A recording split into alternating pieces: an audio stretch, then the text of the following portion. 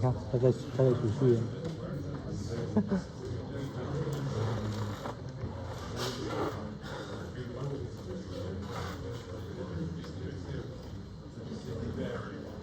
搞事。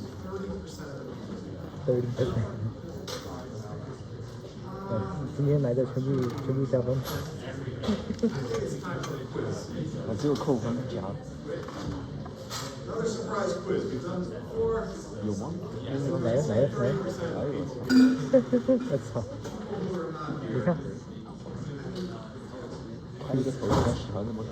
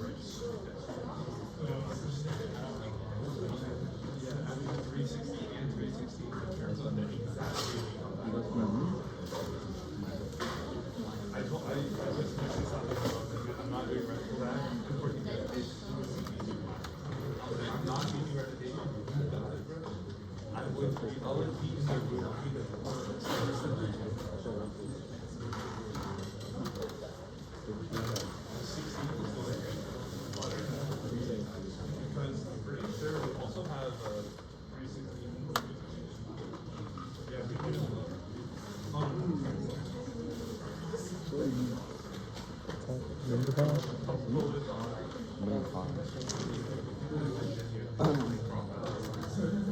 这次多少度？这次多少度？没有。这次多少度？300多度吧，300多度。300-400度。没多少。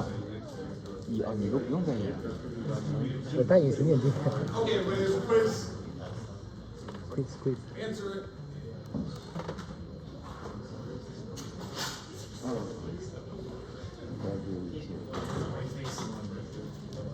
最喜欢的是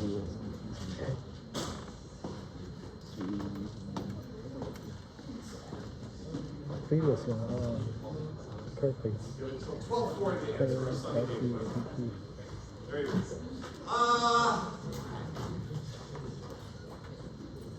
We were talking about.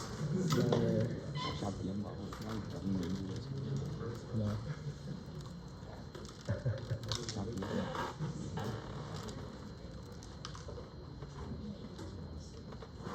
Adding a backend to our application, which of course in this assignment, we're going to use Node and Express. We'll use that again in homework 4 and the rest of the semester, right? That's what you typically do if you're making a full stack web application with Node. But that's, understand, the backend can be completely independent of the front end. The backend can be in anything. We're just sending HTTP requests, getting back responses. They're not running on the same machine. They're not dependent on one another as far as technology is concerned. The only dependency they have is on standards, the HTTP standard. That's the only thing they're dependent on. So, last time we were talking about doing this, and we were just getting into an example using movies, and we were talking about using MongoDB. And again, you know, that repo is there that I was using as an example. Understand, when we're doing this in homework 3, we are using what is called client-side rendering. So I'm not even getting Next involved at all. You know when you go to React, if you went to the home page there, it's like you want to make a new React application, you can either start from scratch or you can start from some framework, and they tell you either use beat or next. That could be next. Understand, and they say, or start from scratch. In homework 3, we're basically starting from scratch. We're not using either of those actually. In homework 4, we're going to use next. Okay? In homework 3, we are using what is called client-side rendering. So, and we're building what is called a single-page application. Right? In homework 4, we are going to use server-side rendering with next, which is a little bit different. All right? But it uses all of the same underlying stuff as far as React is concerned. And the back end is exactly the same. Like the back end, understand, is exactly the same. So these are 2 separate applications. Okay, so if you've finished your sunny day quiz and submitted on Brightspace, let's move on to back-end API, right? Well, we were talking about this last time, right? We didn't make it quite all the way through. So again, we're going to use Mongoose in this assignment. We'll use, Mongoose is the ODM, i.e. the API that knows how to talk to the Mongo library. In homework 4, we'll use Sequelize, which is the ODM or ORM, which knows how to talk to MySQL. I was just in a research meeting yesterday, and we have this project that involves deployment of an application that has all this data that's being collected, and I was talking with this tech guy who manages the current deployment on a server on the hospital, and he was talking about how all the data that's being collected is in a Mongo database, and how he now has to essentially convert it all to a relational database, which is what MySQL is. And the reason he has to do that is because he's converting it into a format that's going to be friendly for another much, much, much larger system. Okay?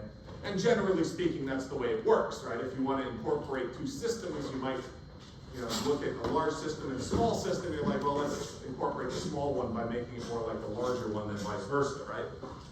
So, these things, when you work on a project, sometimes you're making decisions because you know it's the right thing for the project. Sometimes you make decisions because it's kind of forced on you, right? So it's good to know both of these things.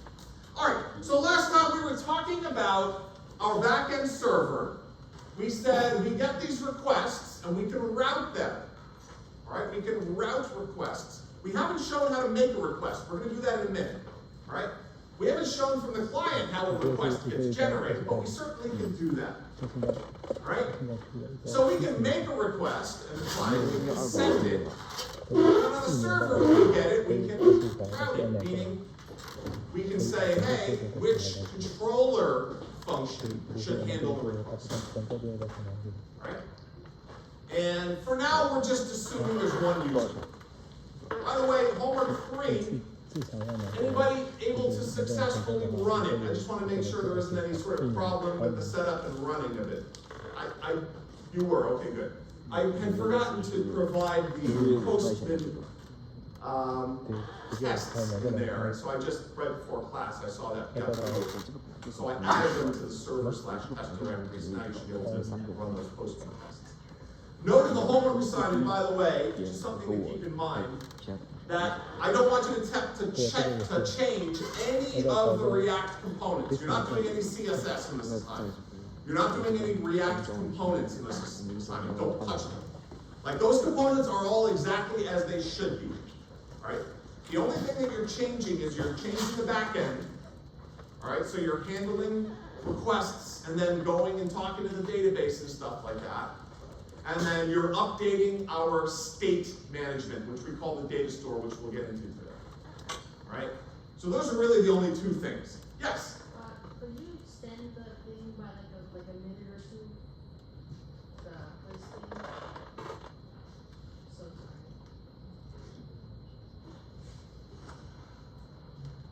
I thought you were saying homework 3. I was like, a minute? You want an extra minute for homework 3?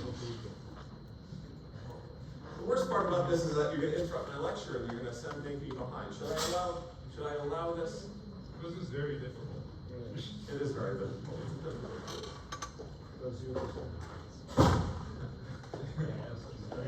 If I'm logged in, if it kept me logged in, I'll do it. Otherwise, oh no, I get some bad news for you.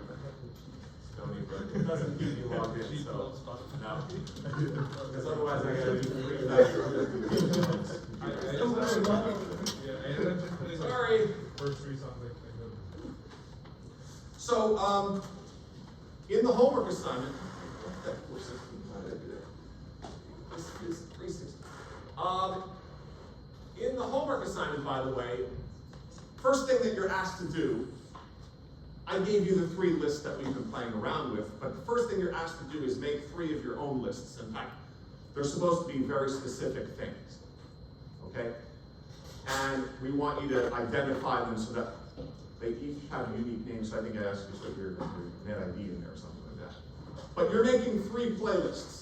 The reason we're doing that is because I'm going to collect them all and I'm going to put them all into one big thing so that we can all have stuff to use later when we actually are going to have, you know, queries dealing with large numbers of playlists. So theoretically, we have 135 students, although less than half are here. And 135 times 3, you know, that's about how many playlists that will have, right? So that's going to be good for us to be able to search for things and stuff like that. So that's one of the first things that you have to do in the assignment. Anyway, in the assignment, understand you're going to be changing things in the back end as far as what the database is doing. And one of the parts of the assignment, if you look at the assignment, one of the parts of the assignment is writing queries that we're not using in the front end at all, just so you know, okay? But you still, this one here, query playlists, like that one right there, that is something that you're doing in this assignment to create queries on the back end, to go looking through, and actually there are multiple ones, to go looking through the database and really go looking through the playlists that are there and to find certain things. In fact, I have one for searching for the playlists and another one searching for songs. Okay, which are 2 quite different things actually, right? So just keep that in mind. That thing right there, query playlist, there's nowhere in the front end in this application where you actually would query in that way. We're just doing that to set up something that we're going to do later.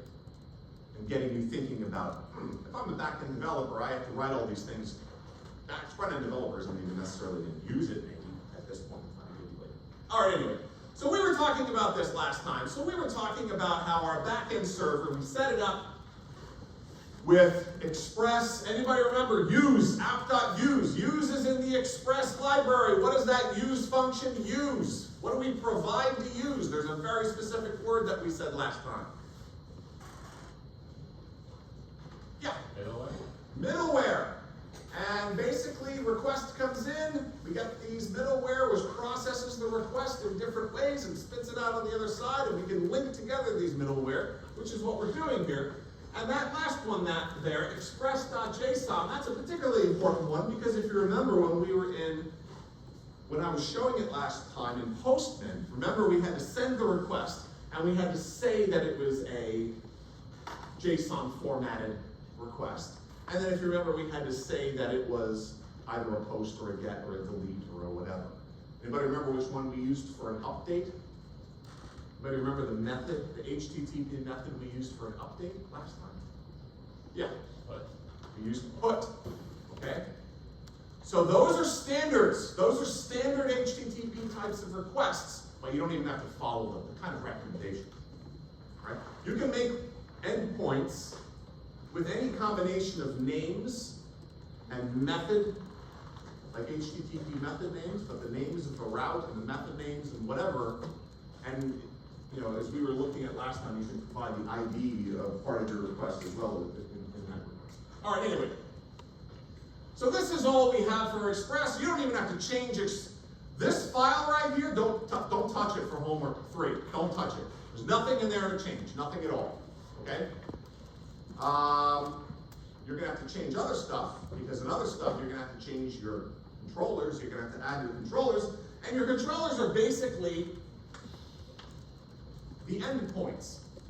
Right? It's like a request comes in, the controller handles it. The controller will get the request. It will get data from the request. It will then maybe talk to the database, and it will build a response, and then it will send back that response.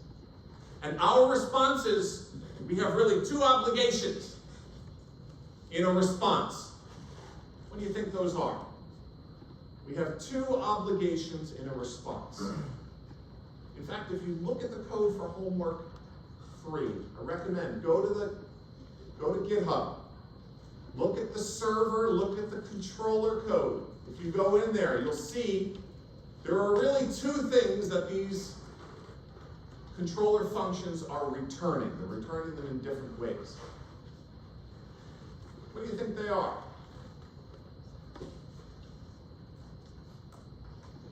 Server gets a request, extracts information from it, does some work. There are two things it's really sending back. Yeah? Status code? Status code is absolutely one of them. Status code is a number. You've all seen status codes before, right? When you've been browsing on the web doing all various things. Some of you might have tried to go to Mongo community server page and you got a status code. You might have gotten a 403 status code. I don't know. I got a 403 until I went into private mode and wasn't using cache, whatever, and that let me access it. Did anybody else get that, by the way, 403? Is that just, that seemed to be a common problem because I was wondering why. Anybody know what a 404 error is? What's a 404 error? You ever get a 404 error? We're surfing the web. I'm sure all of you have. Yeah. Page not found. That's 404. That is a server like ours sending it back. Look at the code inside the repo for homework 3. Look at the controller. That's in server or controllers. Go into that controller file. You will find that some of those things are sending back codes. 200 is good. That's a yay. Anything with a 200 is success. 400 is bad. Boo. Anything with a 400 is bad. 404 means it's not even there. You're asking for something that doesn't even exist. 403 is a permissions issue. It's like you're trying to access something you don't have permissions to. But not all sites even particularize between all of those things, and they deliberately do that, all right, to sort of prevent hackers testing to see what sorts of things they can and cannot access and for what reasons. So that's one thing. Status code. Somebody makes a request, like program makes a request, sends a request to the backend server. We need to send them back a status code. Did your request succeed or not? The second thing is any data that they need. If they're asking for something, right? I mean, again, think about this homework assignment. I'm asking you to write these queries. The queries are supposed to request certain things from the database, right? If that doesn't, if we properly get that stuff out of the database, we should send that back. So status code and data, those are the two things that our responses should be sending back, all right? Now, understand, first thing we have to do is if we're talking to a database, we just have to set it up, and this is the easy part, right? I mean, if we're running this locally, as we are in the assignment, right? Like in the assignment, I'm encouraging you just do everything locally. So download Mongo community server. We're going to run it on localhost. Understand, you can actually change this, because this is just using localhost. You can actually change this to cloud service, which is Mongo Atlas. And that's the only difference. You just have to do that, basically. You have to provide credentials and things like that. But it's very easy to set up. Okay? But we're only just using this. We don't do that in this class because we don't deploy stuff in here. But you're welcome to try and do that with Mongo. You're absolutely welcome. All right? In 4.16, you're required. Like in 4.16, when I teach, I'm teaching 2 sections next semester. You have to deploy everything. We want everything deployed like a real-world application. Okay? Anyway, so we're just setting up the Mongoose API, which means it can talk to the Mongo server, the Mongo database, which we call the Mongo server. All right, so when we're talking about a backend server, there's a web server, right, or a server that does the routing, right, and the backend server then handles those routes with controller classes or controller functions, and those things then talk to a database server, which in our case is Mongo, right, which talks to its database. So this just sets it up. So understand that word right there, mongoose. Now we have something called mongoose, and it knows, first of all, it knows where the server is, because the server must have already been started, and it's already listening. And the server, Mongo, when we started it, it listens on 27017. That's by default. You can change it if you like, but that's the default. There's no reason to change it. When I downloaded Mongo, it came with Compass, which is like a user interface where you can view the database and everything like that. It's all in there. So here we go.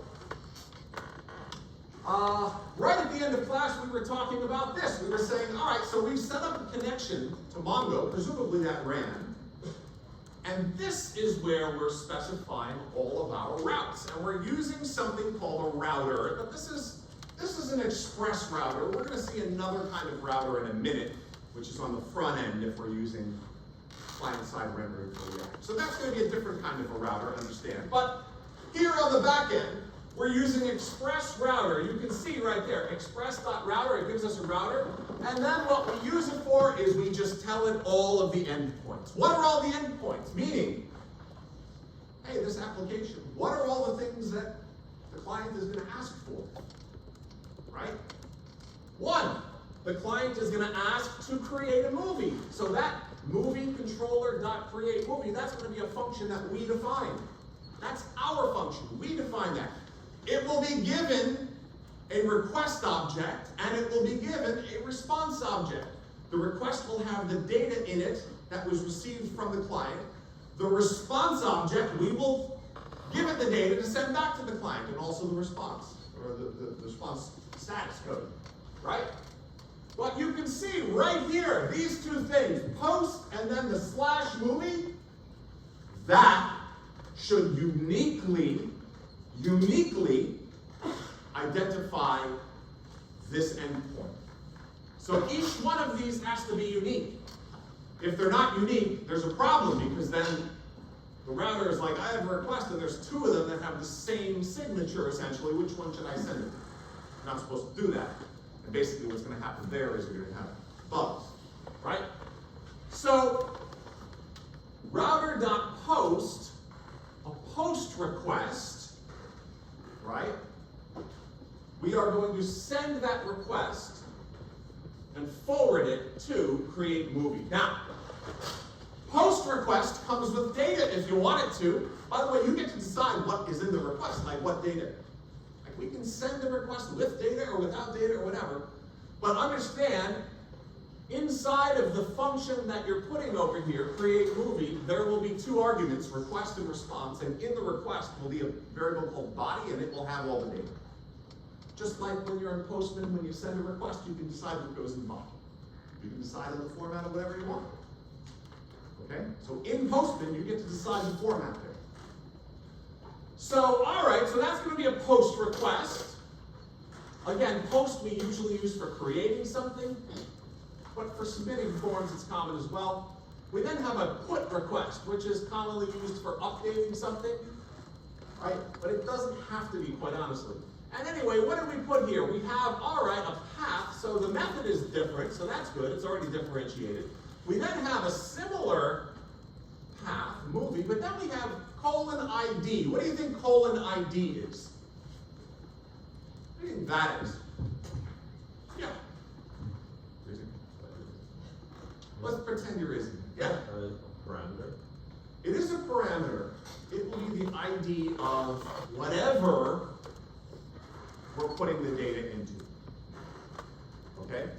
Meaning, it's going to be some unique identifier of a movie in this case, or in our case, it would be like a playlist. Because you're going to have to implement that. I didn't give you that request. You're going to have to add that request on the front end.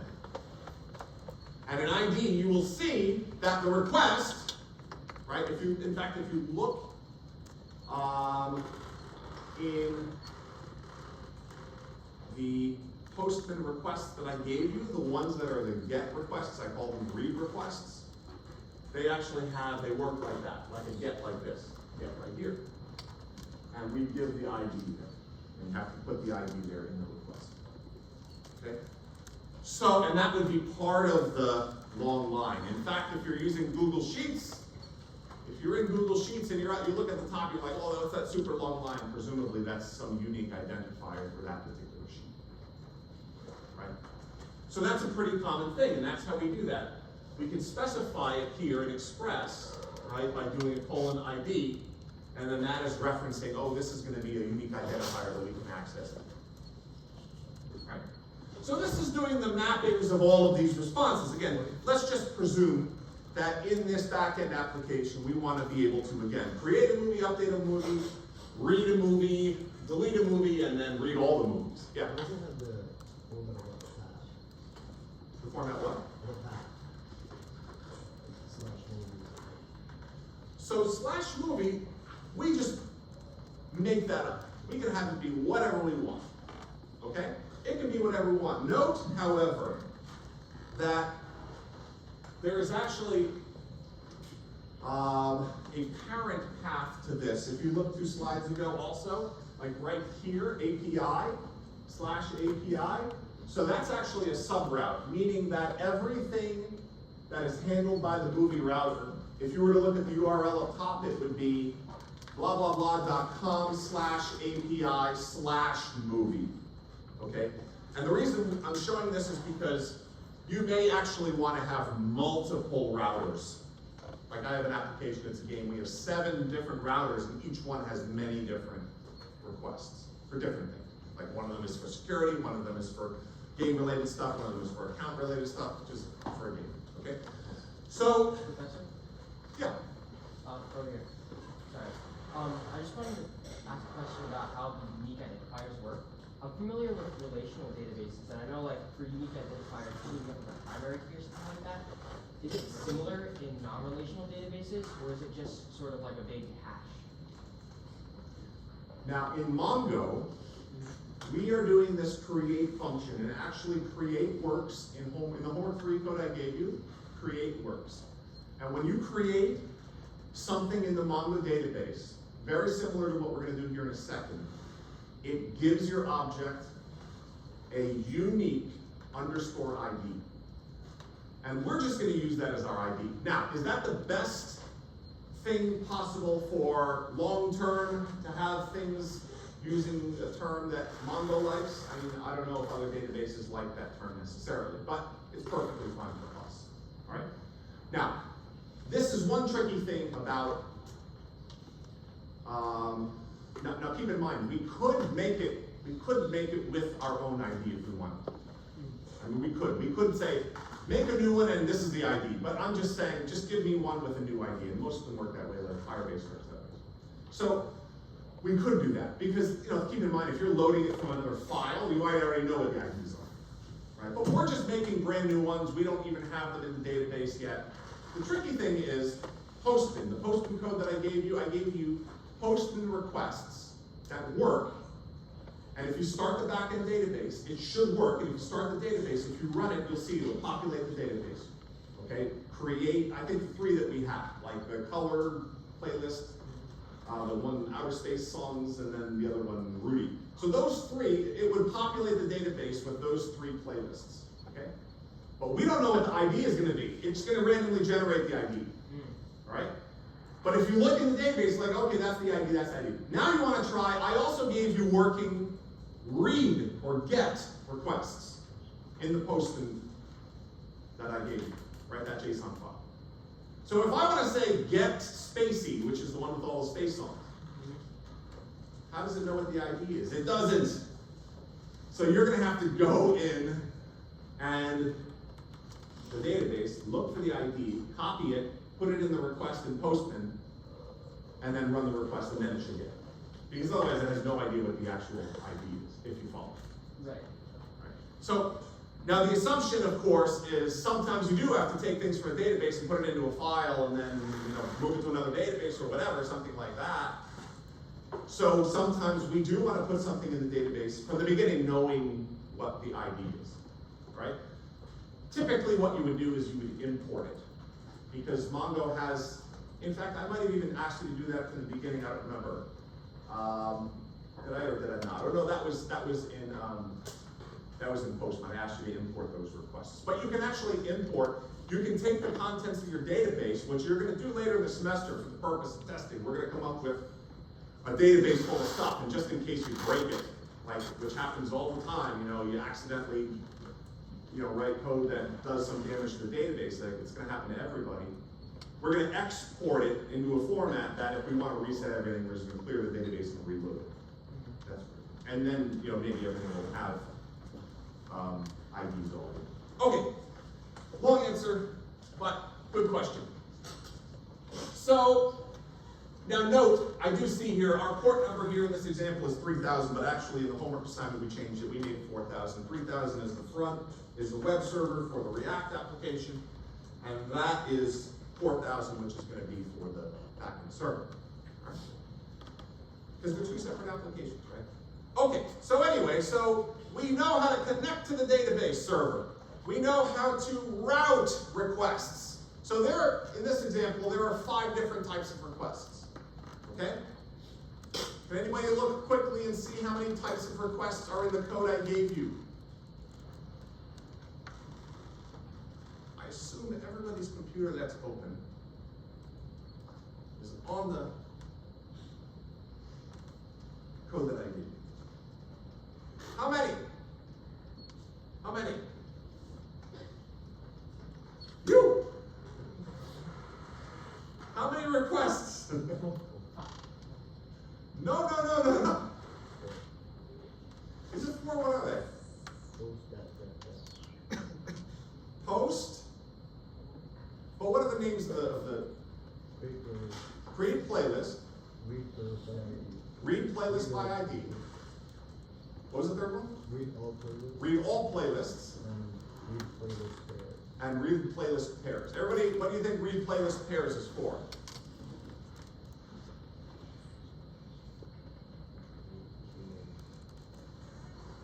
It's for the key name pairs so that we can show which playlists are available on that front page. Okay? We did that in homework too, just we did it for local storage. Okay.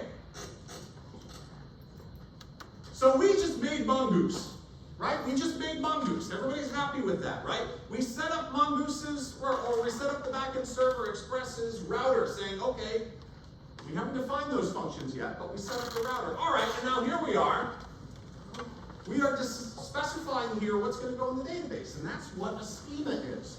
You'll notice I get the schema from Mongoose. Look up top.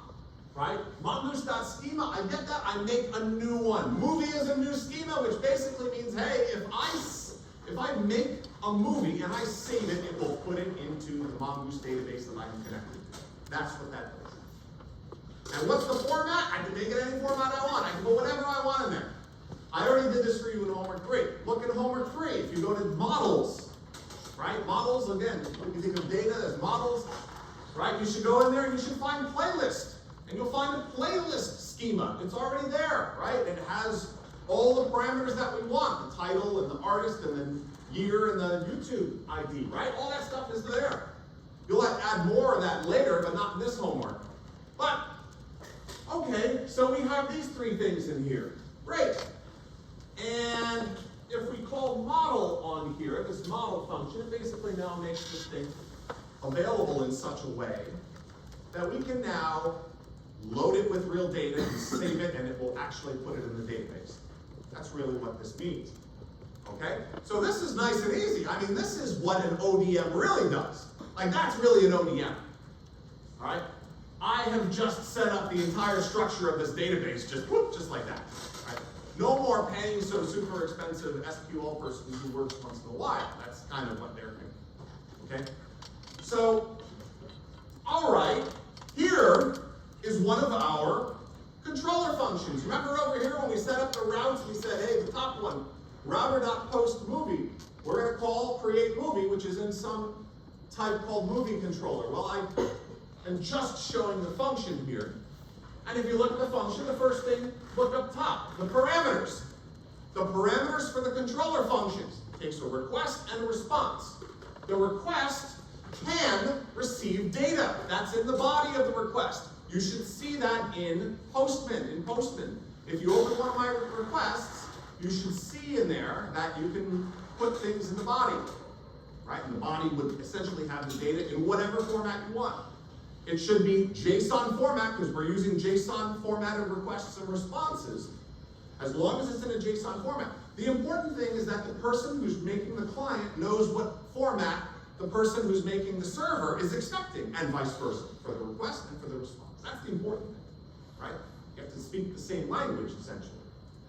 So we get the body, which has request data, and we're just throwing it directly in there in the movie. Right? We're just throwing it directly in there. Now the assumption here is that the client in the body of the request sent something exactly in this format. Meaning, a JavaScript object with 3 parameters, name, the name of the movie, time, the time of the movie, and the rating of the movie, right, which is whatever, 1 to 5 or 1 to 10 or whatever you want to call it, the rating scale is. Okay, time presumably would be a number of minutes or something like that. So, movie, we now just made one, and that movie right there, it is database ready, because it was made using the schema, right, to make a movie, and that's a movie model right there, which we gave it the body. And now we can actually, after we've loaded that data, and we can call save, and that will actually write it to the database. Now, there is something here. So the save button actually is the thing that writes it to the database. Okay, great. We've loaded that movie. That is a schema, or really a model, of a document that we want to put in the database. We save it. Okay, it's going in the database. What do you think then is? What do you think then is? Not then. Yes? Do you provide like callback functions without then, so that way like when the movie's actually like saved on the database side, or callback to something? Yeah, so this is where it starts to get a little bit tricky, because we start to talk about asynchronous code. Understand Mongoose is what you call a promise-based library, right? And it means it will let you know when it's done. Because writing something to a database is not instant, right? It's going to take a little bit of time. I mean, it's very efficient, but your program, wants to know exactly when it's done, because then it might want to do something else. First of all, it might want to know if it succeeded or not, right? But a promise-based library means that the library will tell you when it is finished what it's doing. And in JavaScript, you can have code respond to that by calling then, and then providing inside the argument of then a callback function. Okay? So I want you to understand, if you see a library that returns a promise, and the promise can also, in brackets, return a type. So you can have something that returns a promise with a type. Basically, they're saying, hey, we will let you know when the function is over, and you can provide a callback through that promise, and then we will call your callback when we're done. And that's what then is all about. Okay? So again, this is asynchronous code, and we're going to start to get into asynchronous code. And it can be, at times very frustrating. It's very important, though, client to talk to server and server to talk to database. Why server to talk to database? They are different programs. I mean, understand, the database is a separate program. It's running. It's listing on a port number, 2717 or something, 27017 or something like that. It's running. Our server is running separately, and it's sending a request, and that takes time. And so the way it's made is, all right, let me know when it's done. Now, in the meantime, you can do other things. I mean, I could put code after that, and it could execute before the promise is fulfilled. But I'm saying I am going to respond when that promise is fulfilled. Now, if you look at my callback, understand that if a problem happens, it will throw an error. So I can actually catch that error. Right? If there's a problem talking to the database, if that save created a problem, like maybe, what do you think a big problem would be? Like if I call save, what do you think a big problem would be? Run out of storage. That's possible. Run out of storage. That is possible. Probably more likely would be like you provided data in the wrong format. Okay? So you're supposed to be providing data that's in the movie, but somehow it's in the wrong format or something like that. Or you lost your connection is probably even more. Like when you're running testing, all sorts of times you'll forget to start the database. You'll start your backend server and it'll crash. You'll be like, oh my God, it was just working. It's because, well, you didn't restart the database server. You have to start the database server and then you have to start your server. I mean, when I'm teaching this class, my database server is on the entire semester. It's like sometimes I even forget.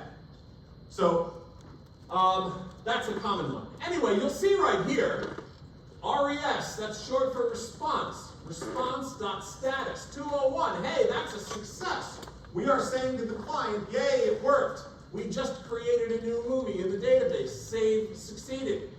And then we're sending .json. That sends back the data. Remember those two things? We said server needs to tell the client two things in a response. The status code, which for us here is 201, and object with whatever data we want the client now to have. And in this case, you can see that we have just other stuff like we're providing the ID number that was generated. See that ID number? Like that ID number was just generated by putting it into the server, so now we're getting it. All right, it was just generated by Mongo. All right? But whatever, we can customize whatever we want inside of that response. Okay, if we got an error though, there we go, 400. Right, for whatever reason, that's a general, we don't really know what the error was, but we might particularize it. I mean, there are ways that you can look at an error and figure out what the problem was and then send out different codes if you want. But anyway, so that's create, but that's a pretty standard create function, right? Very similar to the one that we have in this assignment. In homework 3, you want to go look at create playlist, not that different. Okay, how about get movie by ID? We did this as well. All right, get movie by ID, you can see movie, well, we already know what a movie is, .find one. Okay, movie.find one. We're calling that function here. And you can see we are providing as an argument. That's a search parameter. See that search parameter? We're saying find a movie that has an underscore ID of that thing. Now, yeah. But if it's find one, but it's like a different property that multiple objects shared, would it just return the first one that it found? Yes. Yes. Now there's a find function where you can find more than one. There's an aggregate function as well, which is a little more complicated, but you can find all sorts of manner of different things, which might be useful for the songs question, the one that you're doing with the songs. And there are performance differences between these as well, right? We're not as concerned as much in this class with performance differences yet, because we don't really have a very large database, but you know, there are some differences. In other words, if we can have the Mongo ODM do the searching, it's better than us getting the whole database full of playlists and then searching through them one by one. But anyway, notice the ID, the parameter that we're searching for, right? We get that from request.params.id. Remember that was the :ID in the request, in the route, right? That's going to be up there in the URL. That's called a parameter if it's up there in the URL, right? So that ID, understand, it corresponds to this ID, this one right there. That's what that is. Okay? Again, we did this again in homework 3, the code I gave you. We're doing just this. Okay? If an error happens, you can see we have a response. If some error happens, because we can check to see, like you can see, we're doing a little shorthand here, error movie. If an error happens, the error is going to be not null, which is what we're testing for up there. Otherwise, we'll have a valid movie, right? So if an error happens, we can send a bad response back, right? If it succeeded, we can send a good response back and even return the movie if we want, right? Because we should, because somebody's asking for the movie, right? That's the whole point of this function. So this is a get function. Now, async await. Async await. We didn't have it here. We do have it here. If you look at the code I've provided to you, you're going to see some async and you're going to see some await in certain places. What is that? What is async await? Sounds like something which is going to be a problem. right? What is that? Yes, oh, that's what I'm saying, there is. You block and so you get a response. That's what a weight is. A weight basically is saying, remember I said before, if we make a request to a function like save, that's an asynchronous function, okay? If we just make that, it'll execute. While it's executing, other code will actually keep going. It will be executed asynchronously. And we actually have to use then to make sure that we have our code execute when it returns, like a okay, like a callback. Okay? Well, another alternative to that is, what if we just tell it, don't even go to the next line until it's done? Like, don't go to the next line until it is done. Just wait for this line of code to complete. So give me what I want. I am looking to find a particular movie, right? I want to do that, and that's what I want.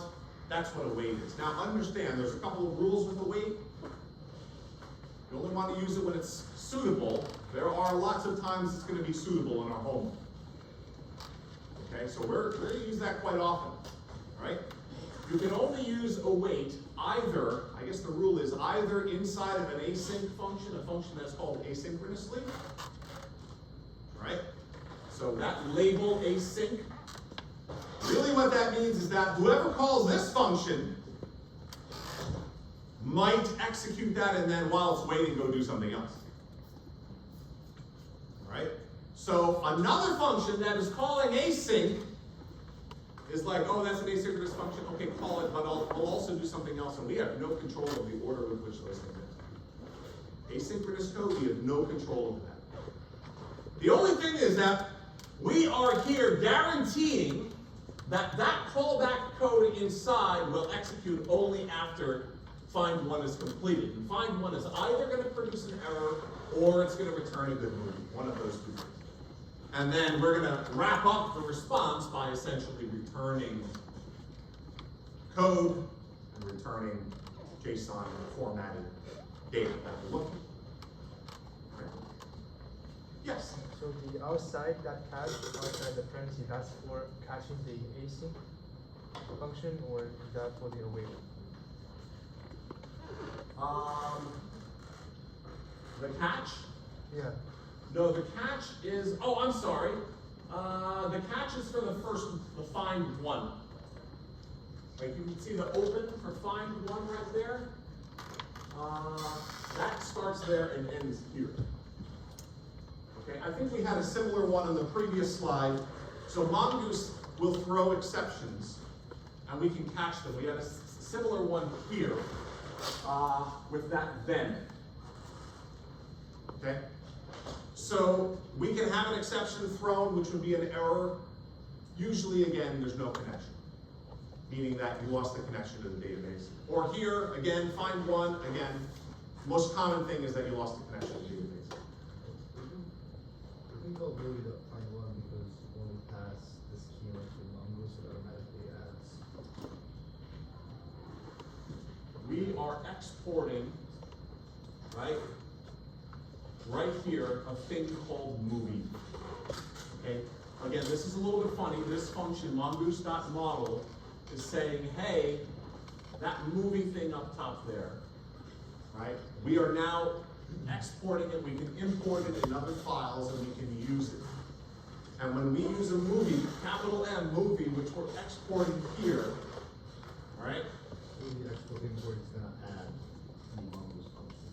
Yes, because you can see up top, I make a new movie object, I can save, and that's going to save it as a new document. But I can also use functions from Mongoose like mongoose.find. Or other ones, mongoose.find, mongoose.aggregate. Write that down, aggregate.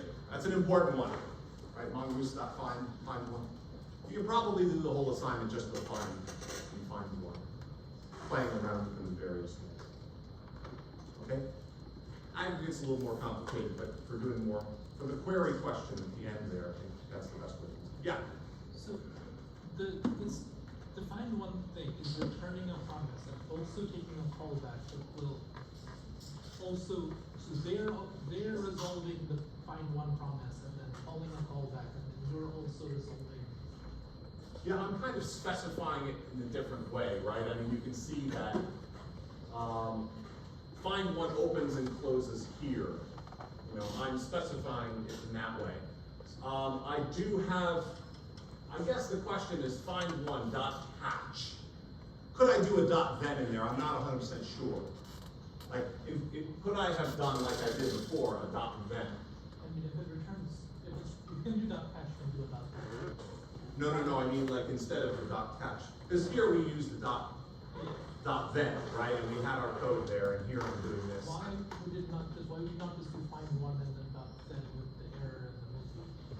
Because like if you were to like do like assign that to a variable, would that be the movie? Because If you were to assign what to a variable?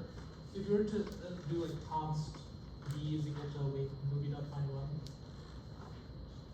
would No, that- it's not returning.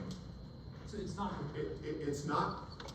So this is a good question. Everybody understand? Like the question is, hey, if I call await movie dot find one, is it going to give me the thing that I find? It's like, no, it's going to send it to your callback. And that's what we're doing. We're sending it to our callback. Movie right there is the thing that was found. Right. Now, if error is not null, movie is irrelevant because it wasn't even found, presumably. Okay. So but I feel like it would. Okay. You can definitely call the people who made Mongoose and tell them. You don't like the way they Find did one it. promise and then you could just dot them in. I'll be honest, off the top of my head, I don't remember if you could do it that way also, with this particular function. I guess Each it's a function's a little little bit different, and I don't remember. I mean, I believe it's also a promise-based function, I think you could, but I'm not 100% sure. There might even be two versions, I mean, there's long list of functions. Yeah? So I'm a little bit confused by the dot catch error and the error that in the callback functionality. Well, if dot find one gives an error, which one would get triggered? Would dot catch get triggered, or would it pass in an error and move into the callback function? Well, that's a good question, actually, and there are going to be different types of errors, and I presume this one's going to catch everything. This one of them will catch some and one of them will catch others, but off the top of my head, I don't remember which one will catch which. So, again, there are a lot of different types of errors you can get. I mean, the connection is a big one. Format is a big one. Like, just for example, something takes a string and you give it a number or something like that, or vice versa. And then there are other, weird things that can happen. But I don't entirely remember exactly which error is handled by which one. Okay? I'm assuming they're different errors. So, here we are getting all the movies. Now again, this is not really the most efficient way of doing it. Okay? Getting all the movies. I mean, if you have a database of 1 million things, I mean, I'm mentioning this as like, oh, you get 1 million movies and then you go looking for the ones that you want. You probably want to take advantage of the speed of the database, but this is good enough for the time being, for initially, right? We don't have a huge amount of data. But again, you can see we're calling, instead of find one, we're calling find. We're not putting any parameters on it. We could put parameters in there, right? We could put some constraints in there on what to find, and then it will, of course, presumably make it more efficient. Now, the point I'm making here is that it really is better if you let Mongoose, that's how you do this, let Mongoose, which is optimized for finding stuff, do that rather than in your own code, okay? So providing parameters there if you wanted to, but we're trying to find every single movie, so we don't provide any parameters. Hopefully everybody knows what I mean by that, right? I mean, when I'm pointing up here, ooh, I have my laser pointer now. I'm talking about right here, right? These are there's no parameters, so we're not putting any restrictions on it. But anyway, we're doing something quite similar, and again, it's gonna call back here, and if there's a problem, presumably it's gonna be handled here, and we'll say failure, and we'll send some error message back. Otherwise, this is full of data. Now, the database might be empty, and then this is just 0, right? But presumably it's, oh, if it doesn't have a length, that's no good, right? That would be a different type of error. But if it is good down here, right, we're gonna send 200 and we're gonna get back all the movies. Which wouldn't really be a good thing if you have a billion movies. I don't think a billion movies is a good name. Million movies. How many movies have been made? I think in a given year, there's something like 70,000 movies that get made. So maybe I'm thinking too high. The number. Anyway. So that would give us all the movies. Now you have to update the playlists in the assignment. I didn't give you that code, but I'm showing you the code here for updating movies. Not that dissimilar. So that should help, right? So here we are up top again, you know, it's an async, it should be. The data that comes in from the request, what would be in the format of that data? What do you think is in the body in that example? Yeah? The new values? Absolutely, the new values, right? I mean, the new name, the new time, the new rating, or in your case, title, artist, year, things like that. Whatever has changed, okay? Or actually not even just whatever has changed, maybe. I mean, it depends on how you write it. But in this case, we're just providing everything. We're setting everything. Okay, so we get that out of the body, right? Remember, we already talked about that.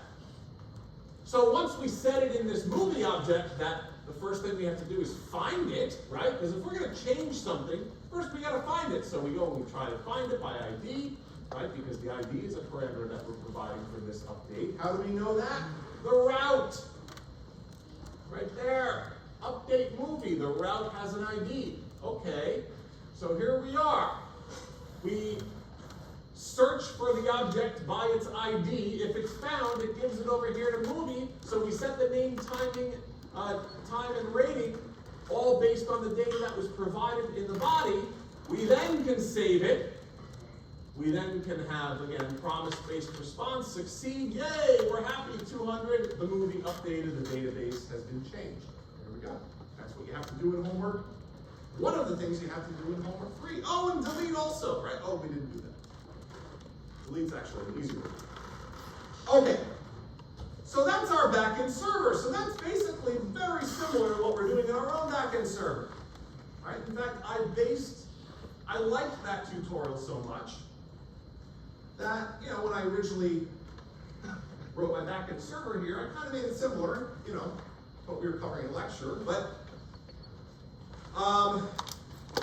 that's only half the story, right? We're only halfway through the full stack web application in terms of, hey, we get requests. Where do the requests come from, right?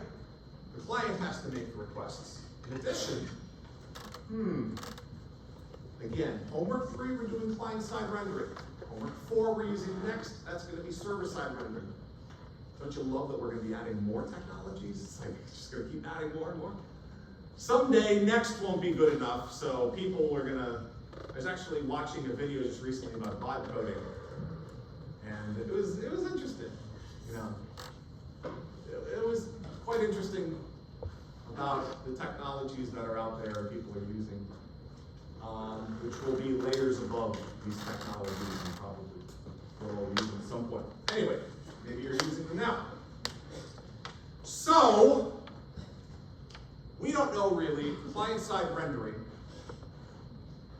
how these requests are being sent to the server, but we also don't know how the state of the system is being managed.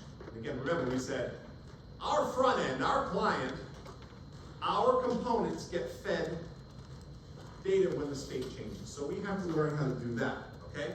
Now, so let's switch gears. If you have your computer open, you should only be on one thing, and that is our project. Go to the client now. And in the client, you'll find a directory called store. That is our global data store, right? And inside that global data store, I have an implementation of creating a playlist. And it will create a request by using a function in something called request. I don't know what I called it, request something or other. And there's a file in there. There's actually a directory called request, and if you look in there, you'll see that those are the requests. And we only have 3 requests or 4 requests in there at the moment, but you're gonna add more. All right? Not too different from the ones we just looked at, very similar. Okay? So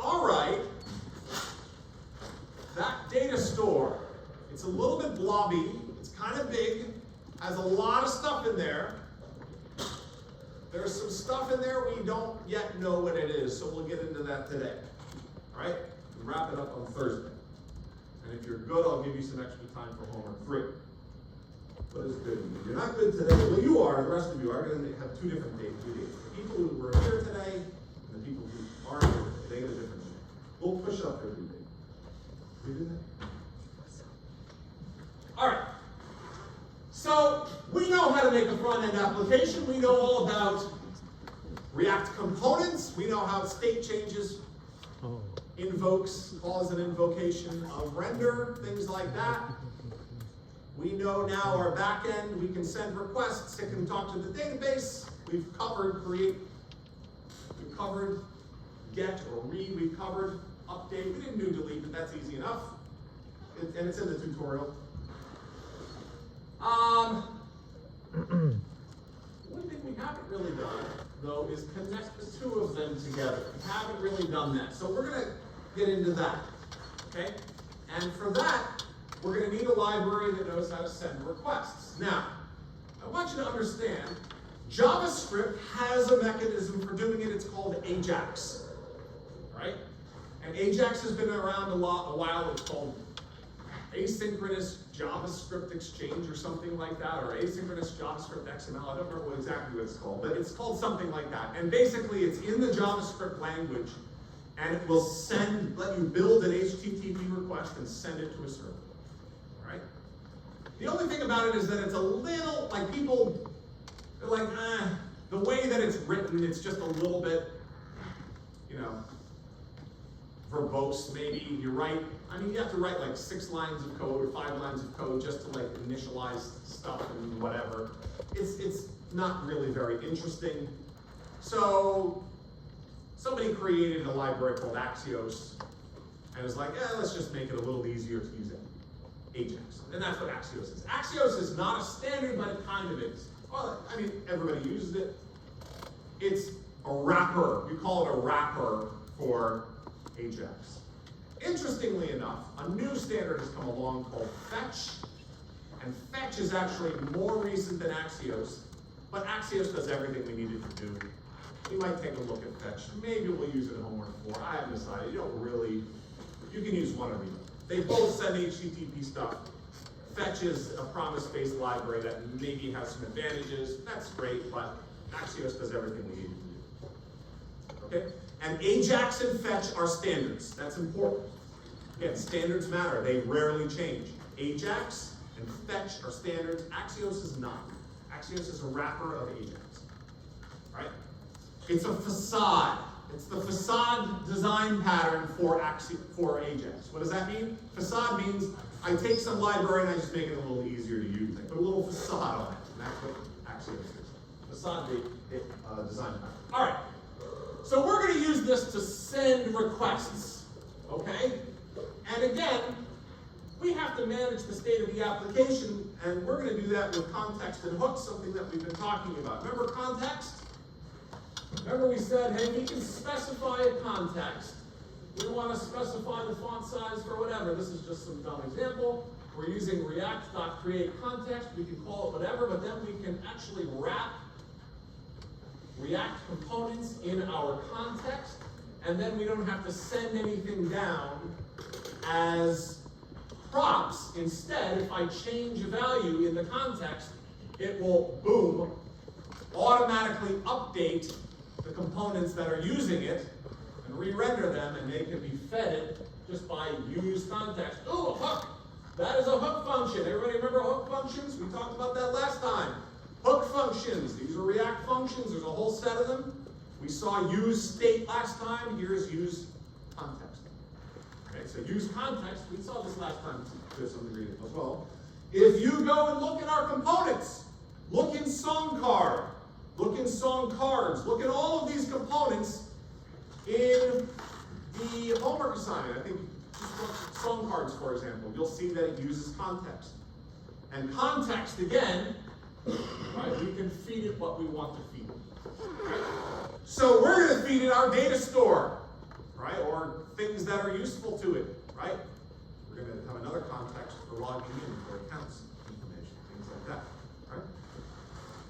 So these hook functions, we're going to make use of a bunch of them in homework too. We already know we're going to use this so that low-level components can get data instead of being passed down as props. We already know we're going to be using this, right? Use state is going to be used, again, ephemeral state, right? Remember we talked about that, ephemeral state, like for all the interactions. I've already set up those components using it. You don't even have to change them. We haven't really talked about these guys, right? And we'll really start, well, we're going to use reducer once and only once in this assignment, and you're not going to add it anywhere else, okay? We're not going to use this much. Actually, use effect is a much misunderstood and overused hook function. There are actually better ways of doing that, but we might make use of these two for certain things. We'll use those two things for a moment, okay? But this one's an important one, and really these top three for this assignment are the most important. Okay? All right, anyway. So use context, we know what that is. We set up a context. Anybody, where do we set up the context in this assignment? Somebody go look through the code, find it for me. All right, we set up a context. We can name it whatever we want, right? And then in low-level components, we can call use context, and as a result, we can receive from that context whatever data it is that we're interested in. Somebody find use context.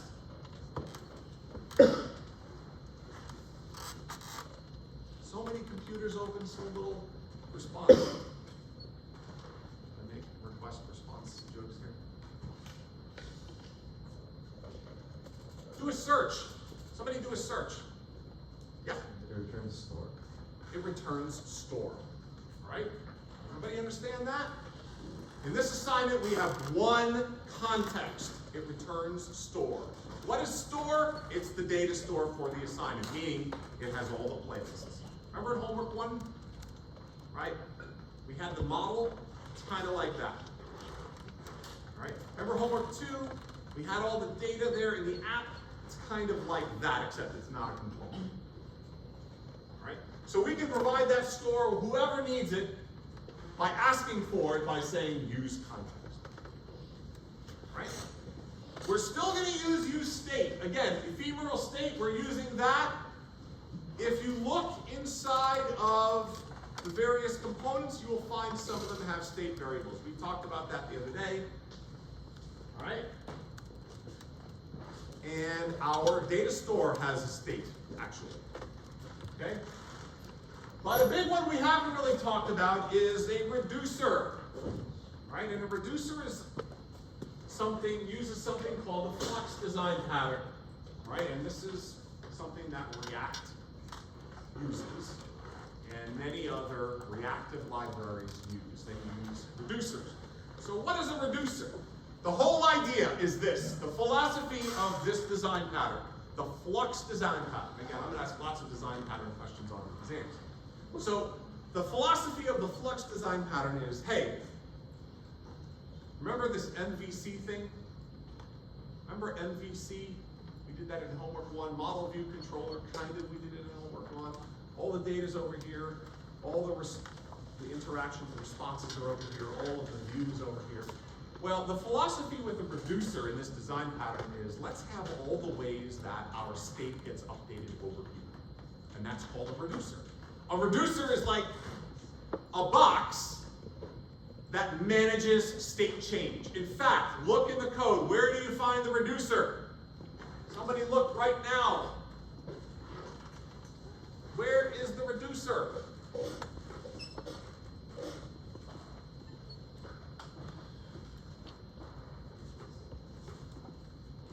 Yes.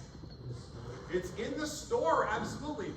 And what does the reducer code look like? It looks like nothing. It's like, what?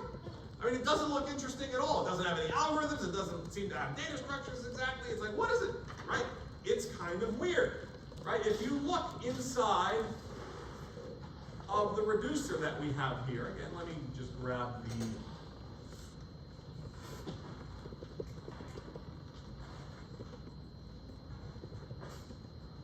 this thing, and let's go to the data store. Right? Again, the whole philosophy here, the idea with using a reducer is We have a data store. Whenever the data store state changes, we are going to re-render. And we'll give that data store to whoever needs it through context. Okay? Here is our data store. These are the types of ways that we can update the data store. You can add more if you want, right? You may have to, maybe. But these are the different types of ways that we can add the data store. We call these action types. And then down here, we have our global data store, right? And you can see use state sets up the state of that data store. And then we have a reducer called store reducer, and it manages all the ways that it gets updated. So you can see it just basically is a switch statement. The entire reducer is one gigantic switch statement, right? And it's like, okay, we're just calling set store and providing all of the ways that a particular update will change the store. Or this way, or this way, or this way, or this way, or this way, or this way, or this way, or this way, right? That's what a reducer is. Does not look particularly interesting. Okay, this is one way. Now we're not going to be using reducers exactly when we do next. Okay, this is one way of making React components or managing React state. Okay, now the thing about this is you can almost think about it again, kind of like CSE 303. I guess that's not a required course anymore. If you ever took finite state machines, right? It's like abstractly remove song. Oh, I left that in there. Interesting. Okay. I left the reducer in there. I didn't leave the implementation. Or this one here. Let's scroll back. This one right here. Create new list. Like that one. This reducer, it's just saying, okay, when this action happens, this is what the next state is going to be. And when the state changes, the store changes, whoop, re-render. Right? So this is all about, remember in homework 2, remember in the app when you were updating the state, that was kind of a headache, right? You had all these different methods that were updating the state. Now we're saying, all right, all the state updates, they happen all in one place in a reducer. Every single way that you need to update the state, we're going to do it all in one place in one big switch state. I mean, that's like kind of a way of organizing code that some people like, right? So that's what a reducer is. A reducer, the whole idea is, all right, let's basically have this little function, this little callback, a purely a pure function, right? If you remember from 216. And it's just going to return the new state. It's not going to remember anything, it's just going to return the new state, and it's going to return so that we can set the state for our data store. Okay? So, with the reducer, right, that reducer function has to be dispatched, and so we provide two things. We provide to the function that's actually performing that update, meaning the functional, purely functional component that's doing that action, it's provided what the current state and then what the action is to be. Right? And that's why each one of those things is organized like that. So it can take the current state, it can keep what it likes, it can not keep it, and change what it doesn't like, and then it can return the new state. Right? So what it returns, of course, is that updated state. Right? Again, the whole idea is that let's just figure out all the ways the state changes, let's just put it all in one place. And now we don't have that problem anywhere else. Right? It's nice to organize things this way. It's nice to organize all the routes in one place in the backend server. All the controllers in one place in the backend server. Okay, all the places that possible requests are going to get assembled in one place. Okay, all the ways that the data store gets updated in one place. Like, you then don't have to go looking for things. If you want to add a new feature, you know exactly where to do it. That's 90% of programming, is like figuring out where to put something. The actual implementation of it sometimes isn't hard. Just figuring out, okay, where should I put this, especially if it's other people's code. So if every state update for the data store is all done in one place. That's nice. Okay? So we might have, some sort of app which has a component, and that component, we might specify a reducer. And with that reducer, right, my reducer over here, it is going to be in charge of providing the next state for whatever state change is supposed to happen. Like, in other words, we are delegating state change management to this one class. And it's typically a very simple class. The reducers are very simple, and they just do one little dedicated thing. They don't do anything else. Right? They don't call any hook functions. They don't get involved in any of that other stuff. They just are like, okay, what's the current state? Okay, this is going to be the new state for this particular type of action, right?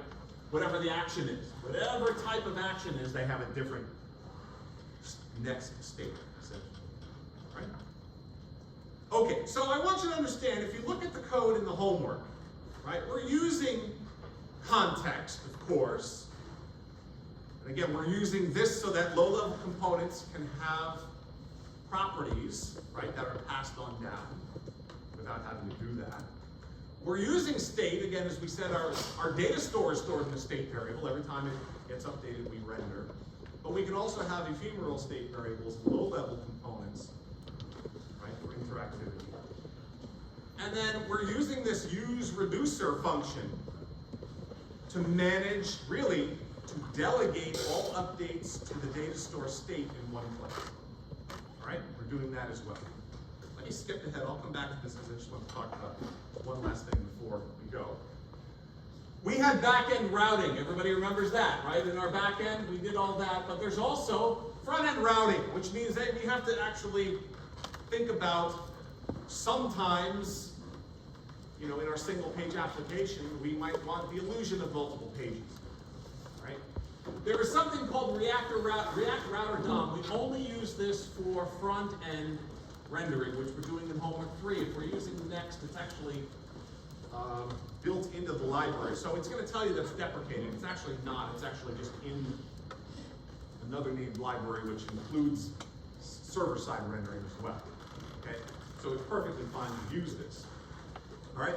But we're making a single-page application, but that might actually have multiple routes.